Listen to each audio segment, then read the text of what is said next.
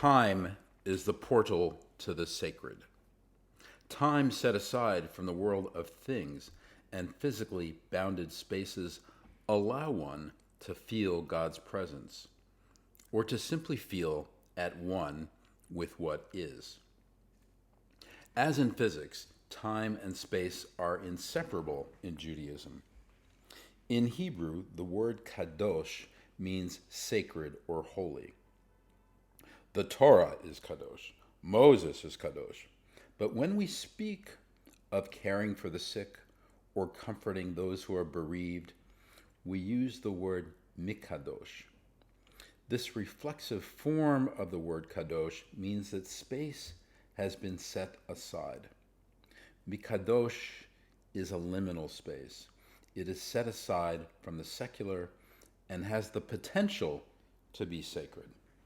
This set-aside space can become sacred depending upon the intentions and the interactions between, for example, a patient and a chaplain. At the heart of practicing Judaism is the imperative to observe and luxuriate in the sacred space-time called Shabbat, the Sabbath. More than just a rest, one hopes to emerge from the observance of Shabbat recreated. Rabbi Abraham Joshua Heschel opens his book, The Sabbath, with a prologue wonderfully titled, The Architecture of Time. Most of us labor for the sake of things of space, Rabbi Heschel says. As a result, we suffer from a deeply rooted dread of time and stand aghast when we look into its face. Observing Shabbat entails the building of what Heschel calls a palace of time. A palace of time. In this ephemeral palace, one finds God's presence. Chaplains help patients and loved ones build a palace of time, regardless of the day of the week or the physical surroundings. Amy Bolton, a rabbi and a board-certified chaplain in New York, speaks of, quote, holding space. She sees herself as a container, like a basket, she says. The ephemeral space she builds with a patient or family is nested within the physical locations she finds herself working in. I don't have the answers, says Rabbi Bolton, but God is always present in that space. In Judaism, God is understood to be everywhere. There are many names for God in Judaism. There is Adonai, meaning Lord, or Elohim, a name that emphasizes power and justice.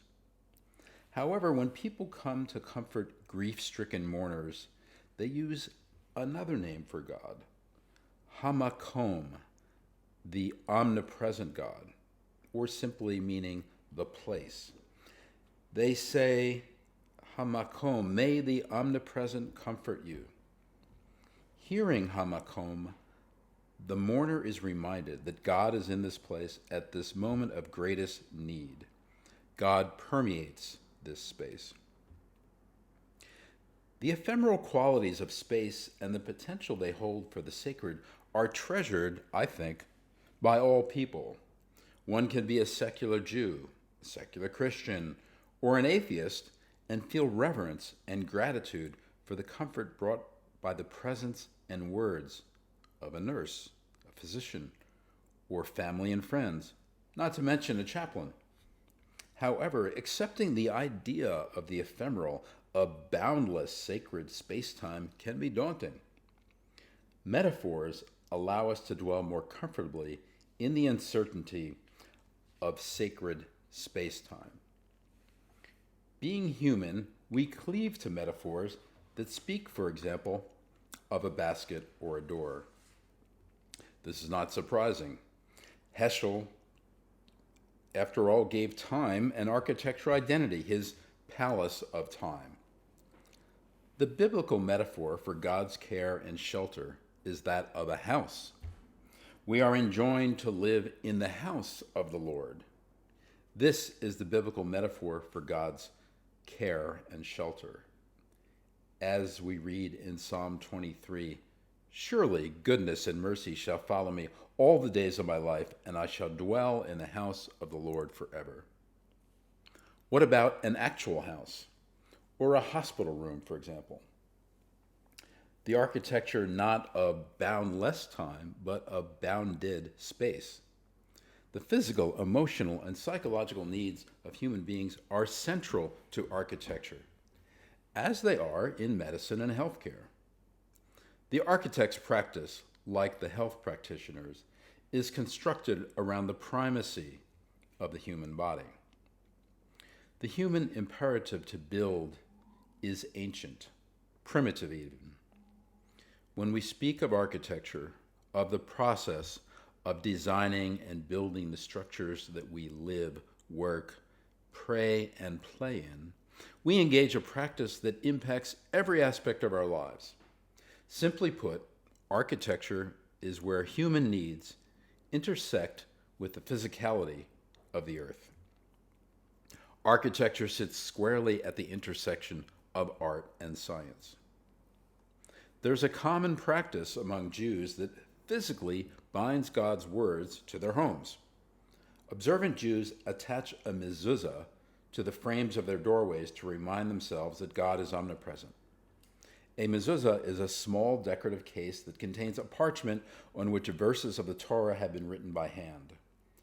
This case can be ceramic, metal, wood, glass, almost anything. A tiny parchment is inserted into the decorative case, and it is attached, traditionally with nails, to the house. Its purpose is to remind one that one has a covenant with God and to have God's words always in mind. Torah, the study of Torah, is tantamount to life itself. Metaphorically, Torah is the tree of life. Judaism, observed, requires that Torah be embodied, that God's faith in us is embodied. On rising, the observant Jew recites prayers that make clear with exquisite precision this truth. One rises and stands in view of the face of God and expresses thanks for receiving back, on awakening, one's soul. Next, one washes one's hands, says a blessing, followed by a litany of the ways that having a soul is entirely dependent upon having a healthy body. God is thanked for creating in humans our many orifices and cavities. The prayer reminds one that were any of them to be ruptured or blocked, it would be impossible to stand before God. The late Rabbi Lord Jonathan Sacks adds that the potential rupture or blockage extends to the smallest variation in the human genome that can cause potentially fatal illness. Observant Jews also literally bind passages of Torah to their hands, their heart, and head. Leather boxes called tefillin that contain passages from the Torah are put on when praying 6 times a week. One of the leather boxes is mounted on the forehead in between the eyes. The other on the arm with the box facing the heart. The boxes are connected by leather straps that are entwined with the hand and fingers. This practice fulfills the biblical injunction to love the Lord your God with all your heart, with all your soul, and with all your might. And not only shall you teach them to your children and speak of them at all times, but they are to be a sign upon your hand and shall be a sign between your eyes. Cures for bodily ills come from Torah. Proverbs tell us that Torah is, quote, a garland for your head, a cure for your navel, a balm for your bones. Torah is the cure-all for what ails the body and spirit. All Jewish people are commanded to visit the sick. This mitzvah or commandment can be traced to the book of Genesis, when God comes to see Abraham, who is recovering from circumcision. One of the most redolent portions of a Shabbat service in a synagogue is the prayer for healing called Mishiberach. Congregants line up and wait their turn to give the rabbi the name of a family member or close friend who is in need of healing. The prayer asks for complete healing. It says, May God swiftly send them a complete renewal of body and spirit. Music is understood to enhance healing, and the Mishiberach is commonly sung aloud, as well as recited. While a mezuzah in the home of an observant Jewish person reminds one of God's omnipresence, all architectural spaces have features that can be instructive. Architecture reminds us of boundaries. When you reach the doorway to a patient's room, you have reached a boundary. When you enter the room, you change worlds. It is an occasion for mindfulness, a moment to know what bias you may bring into the room, a moment to recall your last interaction with this person, a cue to remember that cognition is embodied. On leaving the room and before being propelled down the hallway, one has the opportunity to again take a moment, reflect, breathe. When we put architecture under the microscope, we are looking at the proportions, scale, and symmetry of the human body. The architectural structures we create are extensions of our bodies. The human body and its parts are inseparable from how we design the buildings we inhabit. Connections between body and building are fleshed out in domes of concrete, ribs of steel, columns of marble, and portals of all kinds. Roman architect, engineer, and author Vitruvius held forth in his treatise on architecture on the role that symmetry and proportion play in architecture, and how the ideal example is the morphology of a man. Without symmetry and proportion, he says, there can be no principles in the design of any temple if there is no relation between its members, as is the case in those of a well-shaped man. Italian Renaissance man Leon Battista Alberti elaborated on the impact of this well-shaped man, saying, "What the skin is to the body, the hair to the head, the eyebrows and lashes to the eyes, and the lips to the mouth, such is the marble casing to the walls, the cornice to the facade, the pediment and the architrave to the windows, and the porch to the door. And so it is that the front of a building is called a facade or face, and that an opening in the vaulted ceiling is an oculus or eye, and the dentals, teeth. The buildings we live and work in modify our physical lives and modify our brain function. We view, approach, enter, and work or dwell within the architectural spaces over a period of time. In this fashion, architecture unfolds in time, and over time, architecture becomes an embodied form of memory. Architecture embodies our past, present, and future. This, of course, is also true of our bodies.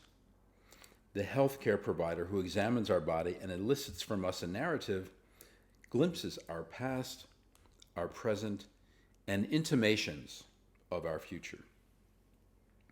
What of the aesthetics found in healthcare facilities? Aesthetics are often thought of as something optional, the first thing to cut from a budget. Huge hospitals are often built to a scale that belittles a human being. One enters a gargantuan atrium that is daunting and makes one feel small. Hospital rooms are often noisy spaces overwhelmed by machinery. The origin of the word aesthetics tells us that aesthetics are about our human sensory capacity and needs. The basis of the word aesthetics is the Greek word aesthesis, meaning sense perception, and comes from an earlier word meaning I gasp or struggle for breath, as in, it took my breath away. Psychologist James Hillman points out that a gasp or a moan occurs in pain and in pleasure. Aesthetics is about our bodily sensory perceptions of the world. In fact, one might say that architecture is embodied cognition.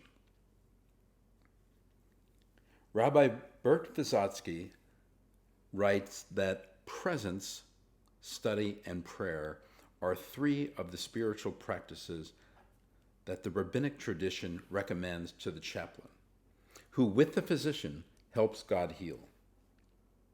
The Talmud, relates Vysotsky, shares the recognition that our beauty, our gifts as clergy, even our presence as humans, those two, all will turn to dust. Shared suffering, he says, is the gift of potent understanding of the sheer humanity of any chaplaincy situation. A chaplain works within the bounded spaces of architecture. The Jewish chaplain also inhabits the boundless hamakom, the omnipresence of God. The chaplain is sensitive, perhaps more so than the physician, to the past, present, and future of the human being they are comforting. The omnipresence of God and the embodiment of Torah come together in the intimacy and sacred space-time through the mediation of the chaplain.